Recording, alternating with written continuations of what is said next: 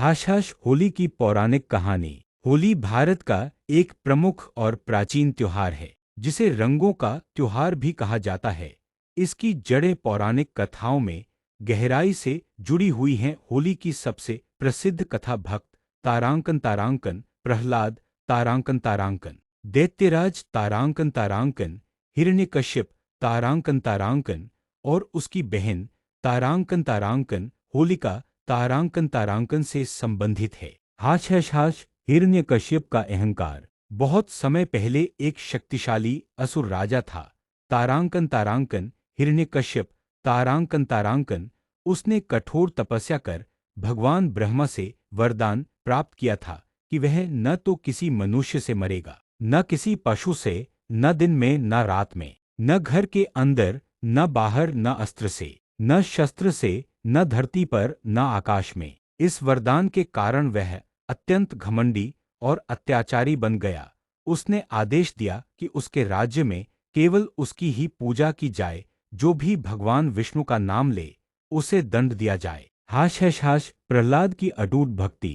हिरण्यकश्यप का पुत्र तारांकन प्रहलाद तारांकन बचपन से ही भगवान विष्णु का परम भक्त था। पिता के लाख समझाने और डराने के बावजूद उसने विष्णु भक्ति नहीं छोड़ी। हिरण्यकश्यप ने उसे कई बार मारने का प्रयास किया। तारांकन विषैले सर्पों के बीच डाल दिया। तारांकन ऊंचे पर्वत से गिरवाया। तारांकन हाथियों से कुचलवाने की कोशिश की। तारांकन जहर पिलाया, लेकिन हर बार भगवान विष्णु की कृपा से प्रहलाद बच गया। हाश होलिका दहन की घटना। अंत में हिरण्यकश्यप ने अपनी बहन तारांकन होलिका तारांकन की सहायता ली। होलिका को वरदान था कि वह अग्नि में नहीं जलेगी।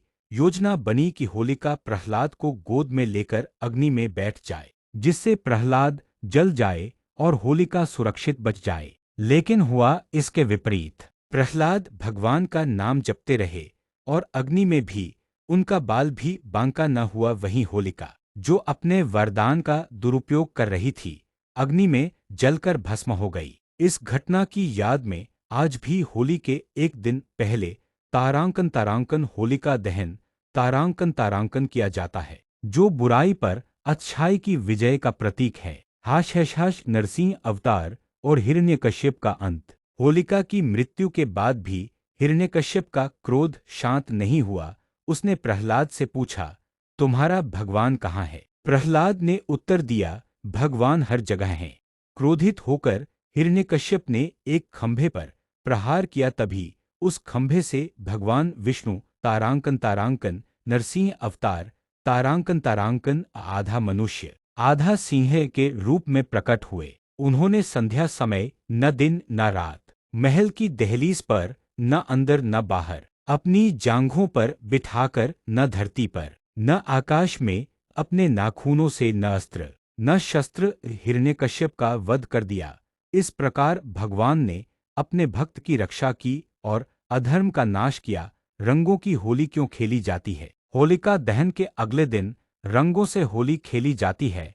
यह दिन खुशियों, प्रेम, भाईचारे और नए आरंभ का प्रतीक है। एक अन्य मान्यता के अनुसार तारांकन श्री कृष्ण तारांकन ने तारांकन राधा तारांकन और गोपियों के साथ वृंदावन में रंगों की होली खेली थी। तभी से रंगों वाली होली की परंपरा प्रचलित हुई। होली का संदेश तारांकन बुराई पर अच्छाई की जीत, तारांकन अहंकार का नाश, तारांकन सच्ची भक्ति की शक्ति, तारांकन प्रेम और भाईचारे का प्रसार। होली हमें सिखाती है कि सत्य और श्रद्धा के मार्ग पर चलने वाले की हमेशा विजय होती है। अगर आप चाहें तो मैं आपको होली पर एक भावनात्मक कहानी, निबंध, भाषण या बच्चों के लिए सरल कहानी भी लिखकर दे सकता हूँ।